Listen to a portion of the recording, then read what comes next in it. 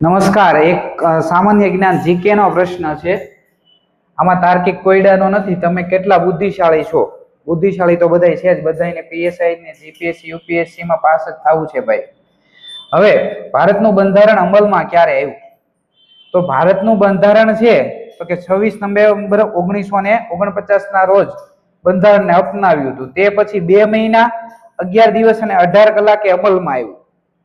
ત્યાર પછી ભારતનું બંધારણ, એમાં 395 કલમો છે, 1 ની 22 ભાગો છે અને 8 અનુસૂચિઓ છે. હવે આ દિવસ છે એને બંધારણ દિવસ તરીકે ઉજવવામાં. આ દિવસ એટલે કયો દિવસ? તમને જો અહીંયા બધું આપી દીધું છે.